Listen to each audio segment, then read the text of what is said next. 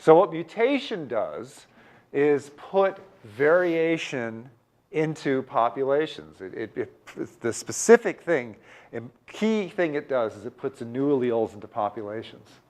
When new alleles are in populations, especially when they're inserted mutationally, you now have a population that doesn't consist 100% of a single type of allele. Because if you had a certain allele, it's mutated now. You have a low frequency of the now mutated form of the allele, but it's still in the population. And therefore, you have allelic variation, and therefore you have a polymorphism.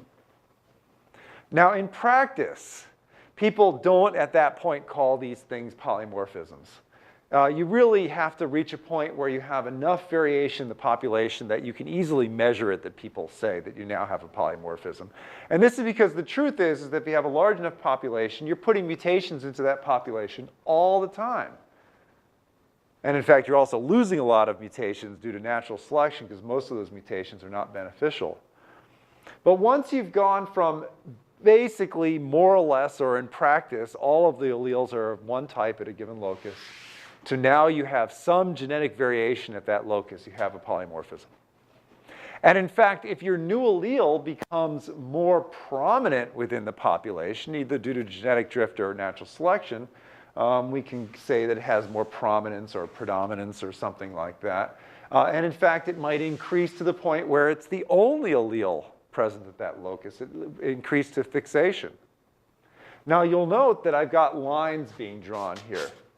So at any point, a population, and specifically individuals carrying this new allele, might have an additional mutation. That additional mutation is not necessarily at the same locus. It could be anywhere. But an individual carrying the new allele might have there might be an additional mutation.